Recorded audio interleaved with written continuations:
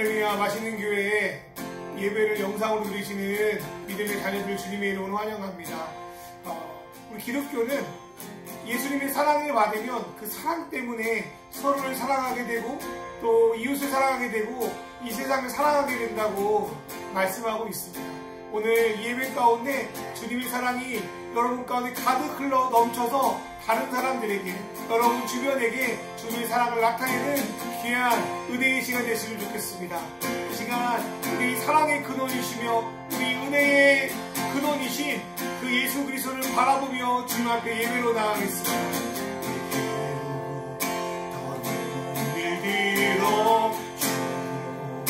시작할 때 주의 일을 보게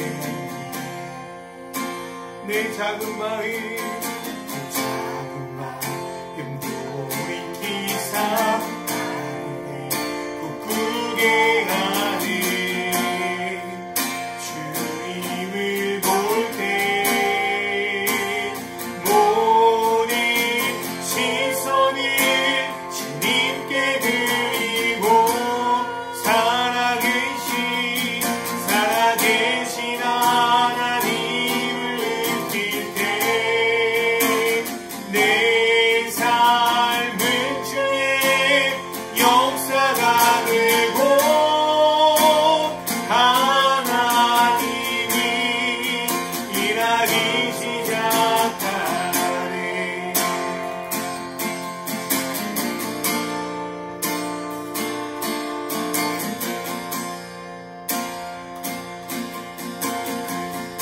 성경이 나를 변화시켜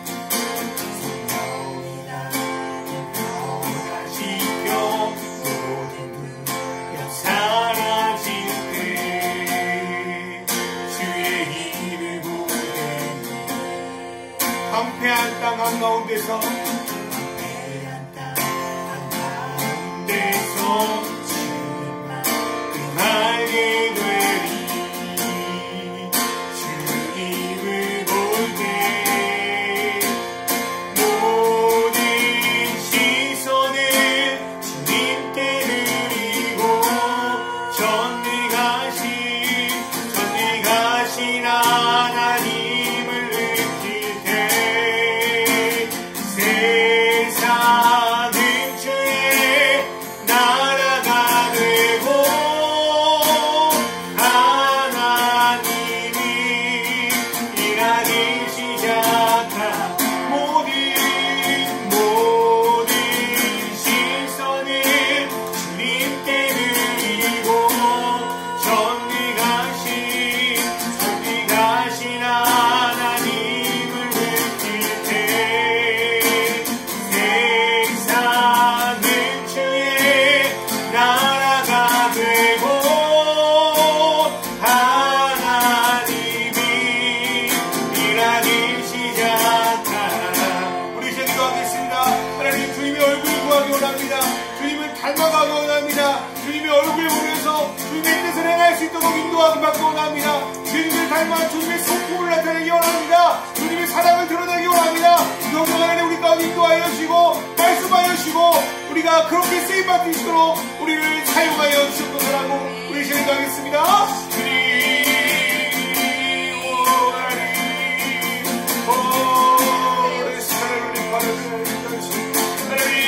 주님의 얼굴을 보기 원합니다. 주님과 교제하기 원합니다.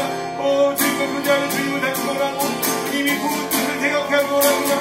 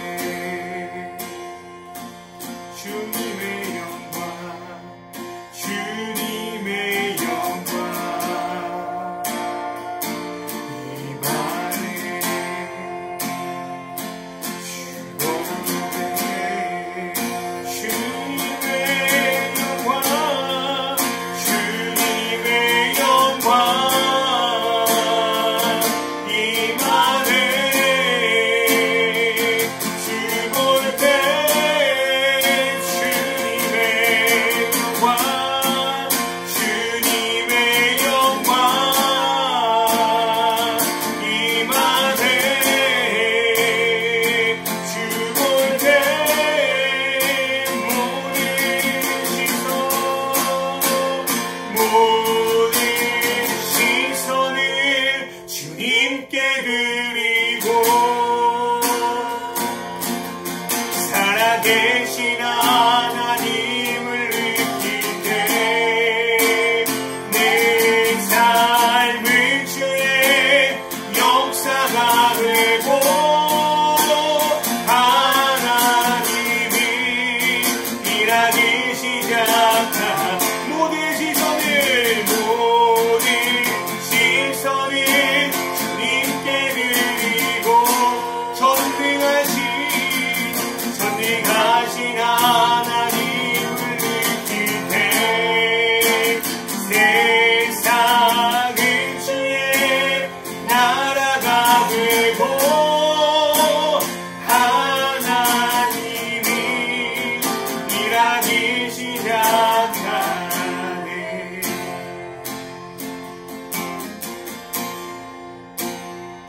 불러봐도 보이지 않고 막혀버린 삶의 현실을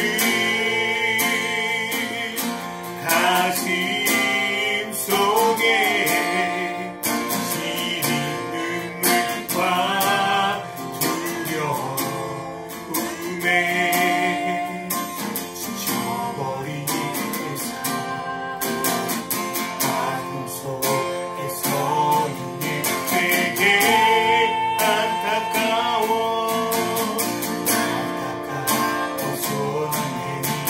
내미시네. 눈을 뜨니 주님 계시네. 나를 안고 주의 길로 인도하시네. 지금 이 자리에서 주를 바라보며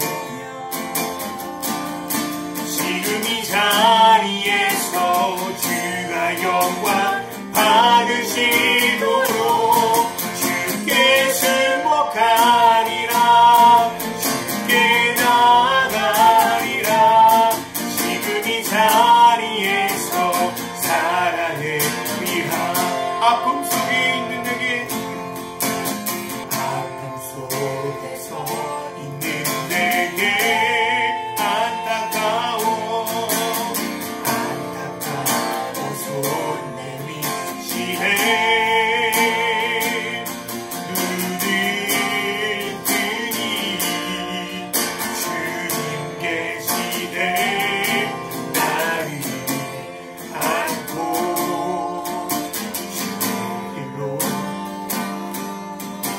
날 인도하시네. 지금 이 자리에서 주를 바라보고 지금 이 자리에서 주가 영광 받으시도록 주께 승복하리라. 주께 나가리라. 지금 이 자리에서 살아가 지금 이 자리에서 주를 바라보고 지금 이 자리에서 주가 영광 받으시도록 주께 승복하리라. 주께 나가리라. 지금 이 자리에서 가장 고백합니다. 지금 이 자리에서 주를 바라보며 지금 이 자리에서 주가 영광 받으시도록 주께 승복하리라. 주께 나가리라. 지금 이 자리에서 자랑 부르신 곳에서 예배하네. 어떤 상황에도 나는 예배하네. 부르신 곳에서 나는 예배하네.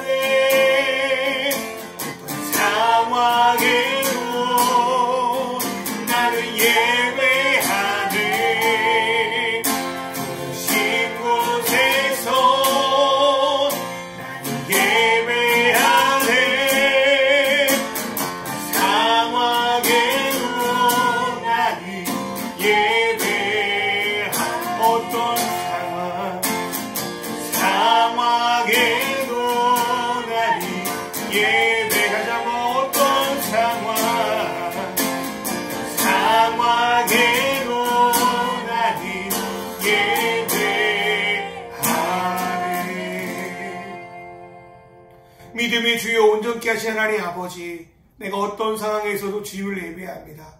교회 안이나 교회 밖이나 가정이나 또 여러 가지 삶 속에서도 주님을 예배하기 원합니다. 하나님을 예배하는 것이 아니라 내 사랑하는 가족과 예배하기 원합니다. 내 사랑하는 이웃들과 예배하기 원합니다. 그리고 내게 맡겨진 사람들과 예배하기 원합니다. 작은 몸짓이지만 주님이 창조하신 이 세계를 향해, 이 세상을 향해 우리가 예배를 드리기 원합니다. 주님 인도하여 주시옵소서. 예수님의 이름으로 기도합니다. 아멘. 오늘의 말씀은 고린도후서 5장 14절에서 15절 말씀입니다. 그리스도의 사랑이 우리를 휘어잡습니다. 우리가 확신하기로는 한 사람이 모든 사람을 위하여 죽으셨으니 모든 사람이 죽은 셈입니다. 그런데 그리스도께서 모든 사람을 위하여 죽으신 것은 이제부터는 살아있는 사람들이 자기 자신들을 위하여 살아가도록 하려는 것이 아니라 자기들을 위하여서 죽으셨다가 살아나신 그분을 위하여 살아가도록 하려는 것입니다. 아멘. 안녕하세요. 영상을 통해서 맛있는 교회 예배를 드리시는 여러분을 주님으로 환영합니다. 오늘은 선교, 사랑의 맛을 나누다 라는 제목으로 말씀드리려고 합니다. 개척 준비 단계라 선교라고 말할 수 있는 것들이 많이 준비되어 있지 않죠, 당연히. 그러나 교회를 세우는데 선교도 필수적이니 지금 생각하는 것들, 그리고 우리 상황 속에서 조금이나마 할 수 있는 것들을 묵상하며 나누고자 합니다. 보통 교회 안에서 생각하는 선교는 해외로 선교사를 파송해서 그곳에 교회를 짓고 복음을 전하는 것이라고 생각할 때가 많이 있습니다. 이렇게 선교하시는 분들 보면 너무 존경스럽고 대단하게 느껴집니다. 하지만 해외로 나가 선교하는 것만이 선교하는 것은 아닙니다. 예수님께서는 사도행전 1장 8절에서 우리가 사는 모든 영역에서 예수님의 증인이 되어 살라고 말씀하셨고, 저는 그것이 바로 선교라고 믿습니다. 그렇다면 예수님의 증인 되어 사는 것이 무엇일까요? 단순히 몇 마디 말을 전한다고 해서 증인이 되는 것은 아닙니다. 우리의 말뿐 아니라 성품과 행동 속에 이 땅에 오셔서 우리와 함께 거하시고 우리를 위해서 죽으시고 부활하신 예수 그리스도의 모습을 조금이라도 담아낼 때 우리는 온전한 예수의 증인이 될 수 있습니다. 우리에게 보여주신 예수님의 모습은 본래 하나님이 창조하실 때 사람에게 주신 하나님의 형상입니다. 하나님은 인간을 다른 동물과 달리 하나님의 형상으로 창조하셨습니다. 그리고 하나님이 창조하신 모든 만물을 사람에게 선하게 통치하라고 위임하셨습니다. 이 세상은 하나님이 창조하셨기 때문에 어쩌면 가장 이 세상을 잘 다스릴 분은 당연히 하나님이십니다. 그런데 하나님을 제외하고 이 땅을 하나님이 다스린 것과 가장 비슷하게 다스릴 수 있는 존재가 누구일까요? 바로 하나님의 형상을 따라 지어진 인간뿐입니다. 그래서 하나님은 우리 인간에게 자신이 만든 창조 세계를 다스릴 수 있도록 하셨습니다. 어떤 분들이 이 구절을 가지고 인간이 마음대로 자연을 개발할 권리가 있는 거 아니야? 그렇게 이야기하기도 합니다. 그러나 이 말씀의 올바른 해석은 하나님의 형상을 가진 인간이 하나님의 뜻대로 온 세상을 다스리는 것입니다. 그게 하나님 나라의 통치 방식입니다.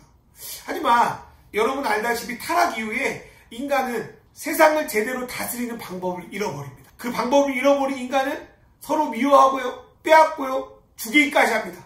더 나아가서 하나님이 만드신 창조 세계까지 파괴해버렸습니다. 그것이 노아의 홍수가 일어난 원인이고 오늘날 우리가 살아가고 있는 지금까지도 그 죄의 뿌리가 이어지고 있습니다. 그런데 예수님께서 이 땅에 오셔서 십자가의 죽음과 부활하심을 통하여 깨어진 하나님의 형상을 회복시키셨습니다. 이 예수 그리스도를 우리 삶의 주인으로 받아들여 그분의 통치 안으로 들어갈 때 하나님은 우리 안에 회복된 하나님의 형상을 통하여 이 땅을 다시 본래 선하게 창조하신 목적대로 다스리기 시작하십니다. 그럴 때 베드로전서에서 말씀하신 아름다운 덕이 우리를 통하여 선포될 수 있는 겁니다. 그렇다면 하나님의 형상은 무엇입니까? 첫 번째로 하나님의 성품을 닮아가는 것을 하나님의 형상이라고 볼 수 있습니다. 두 번째로는 하나님이 꿈꾸시는 일, 하나님이 원하시는 뜻을 함께 해나가는 것, 그게 하나님의 형상을 회복한 자들의 온전한 모습입니다. 그런데 이 두 가지를 무엇으로 나타낼 수 있을까요? 오직 사랑으로만 가능합니다. 기독교는 진짜 사랑을 경험한다면 변할 수 있다, 바뀔 수 있다고 믿는 종교입니다. 예수님은 하나님의 형상을 어떤 권위나 능력으로 보이신 것이 아니라 진짜 사랑으로 보이셨습니다. 하나님이 이 세상을 사랑하신 이유가 무엇입니까? 예수님이 이 땅에 오신 이유가 무엇입니까? 모두 다 사랑 때문이었습니다.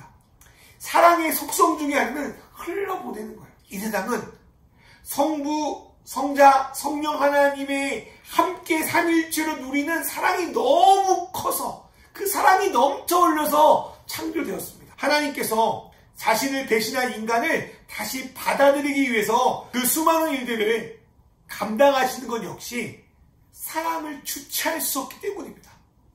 우리가 복음의 맛을 보고 공동체 안에서 진정한 성장이 이루어질수록 우리 역시 하나님의 형상을 닮아가기 때문에 점점 더 사랑하게 됩니다.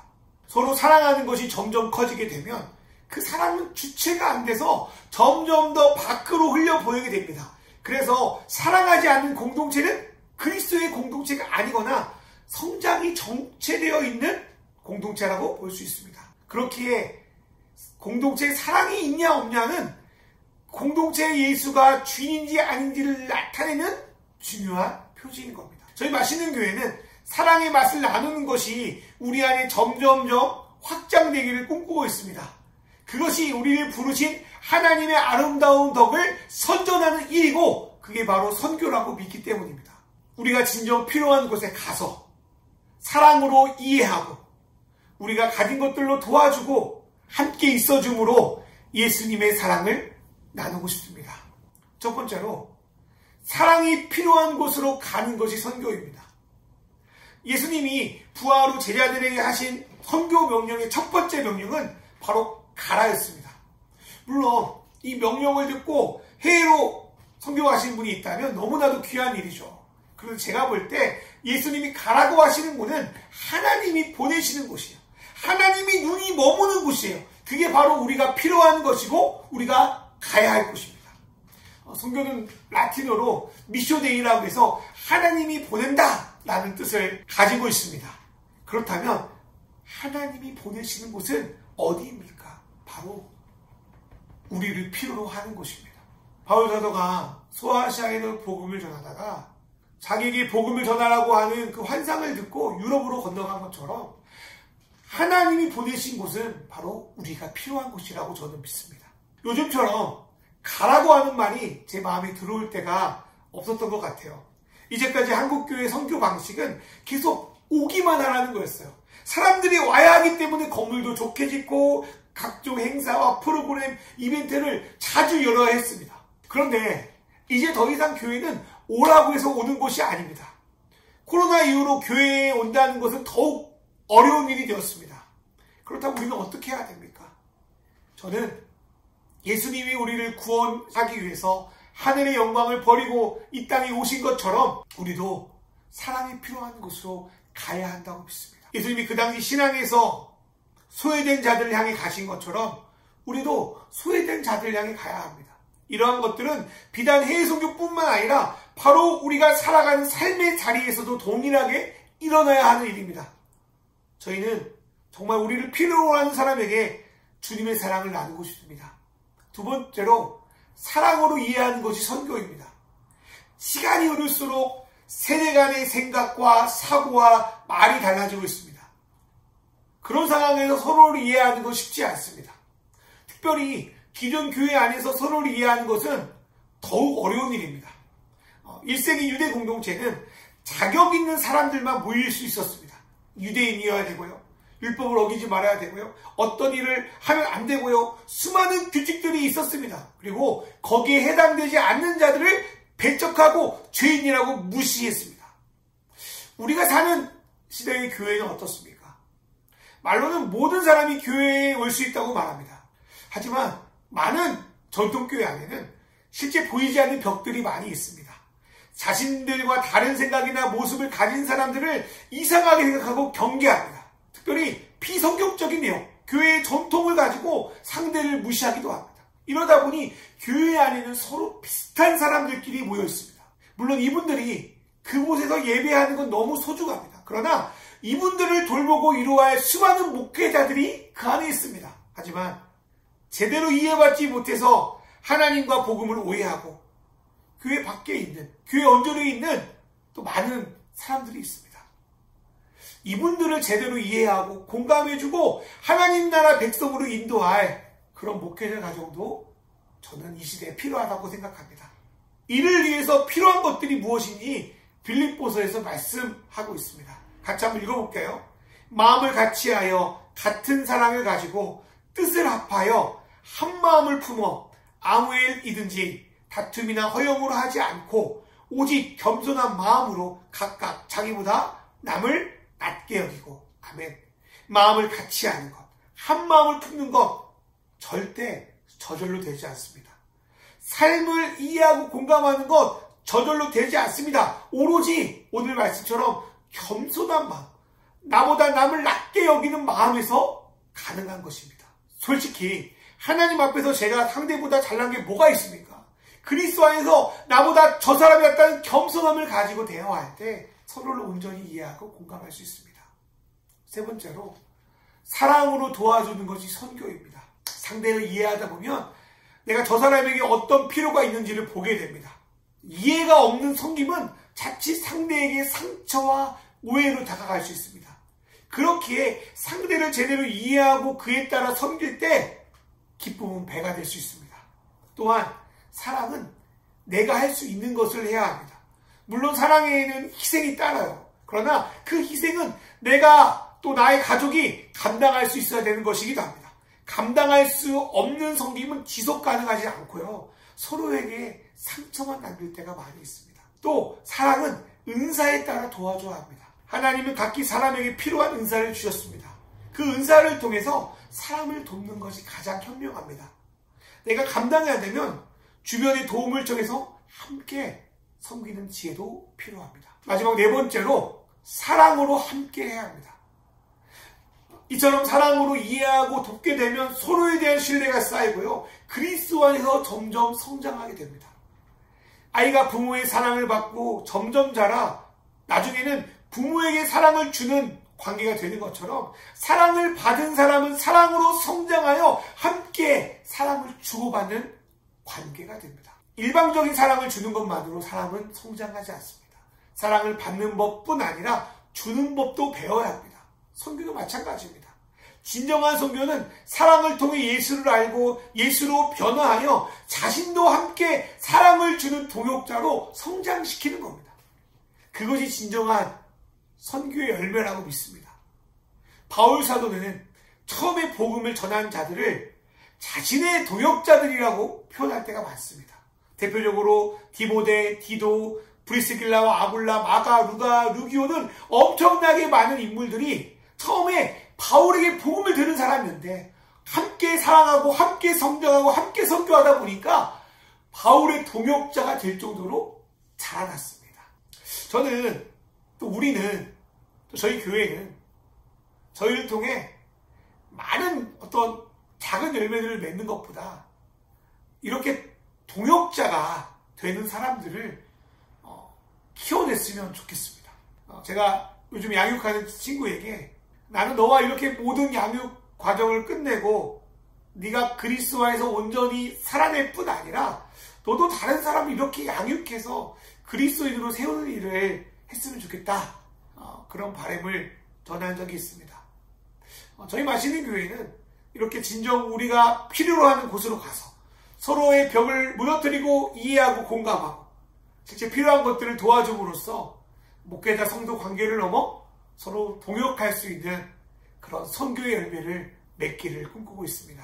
저희는 어디로 가서 선교하는 것만이 선교라고 생각하지 않습니다. 우리가 있는 곳, 지금 이 자리에서 하나님의 소명을 발견하고 사랑을 베풀어야 되는 이들에게 그 사랑을 나눌 수 있다면 그것이 바로 선교입니다. 그리고 그 선교를 우리의 삶 속에서 구현해내고 싶습니다. 사랑하는 그리스도인들 여러분, 선교를 선교사님이나 교회에게 맡기지 마십시오. 하나님은 우리 모두를 선교로 부르셨습니다.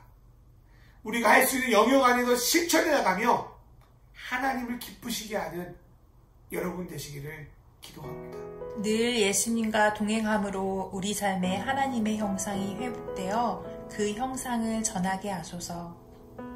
주님의 눈이 머무는 곳에 내가 머물러 서로 이해하고 돕고 함께하는 사랑의 선교를 감당하게 하소서. 주님의 사랑을 함께 나누는 동역자들이 우리 공동체를 통해 나타나게 하소서. 다 같이 기도하시겠습니다.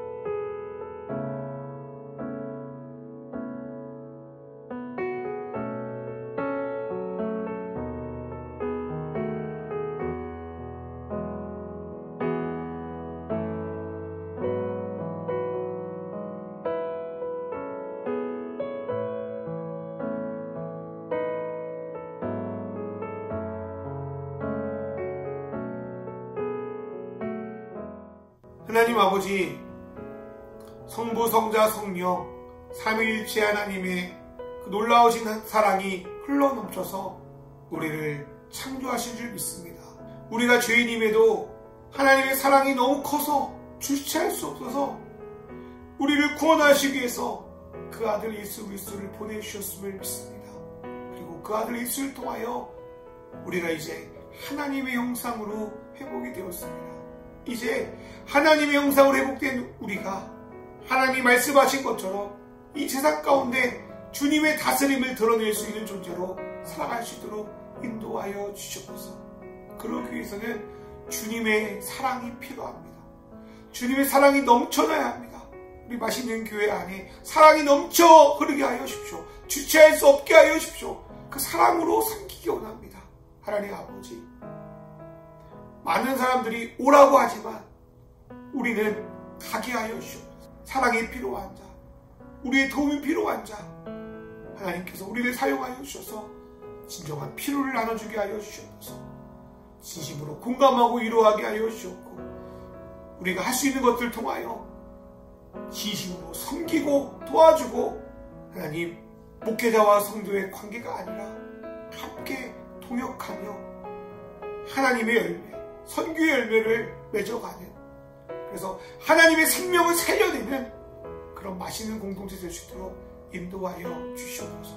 하나님 아버지, 우리는 단 하나를 만들어도 예수의 맛이 나기 원합니다. 부족한 종의 삶 속에, 우리 가족의 삶 속에 앞으로 맛있는 교회를 통하여 훈련받고 사랑을 누릴 자들 안에 예수의 맛을 넘쳐서 하나님 공중의 새가 깃들 만큼 하나님의 나라가 자라나는 그런 귀한 모습들을 우리를 통하여 나타내 주시옵소서. 하나님 아버지, 코로나가 장기화됨으로 많은 분들이 힘들어하고 있습니다. 많은 교회가 어려워하고 있습니다. 어쩌면 이럴 때에 하나님의 복음이 무엇인지, 예수의 복음이 무엇인지 생각하며 주님의 온전하신 뜻을 분별하여 나아갈 수 있도록 인도하여 주시옵소서. 우리가 변화되기 원합니다. 더욱더 주님을 닮아가기 원합니다. 주여, 우리를 통하여 인도하여 주시옵소서. 예수님의 이름으로 기도합니다. 아멘.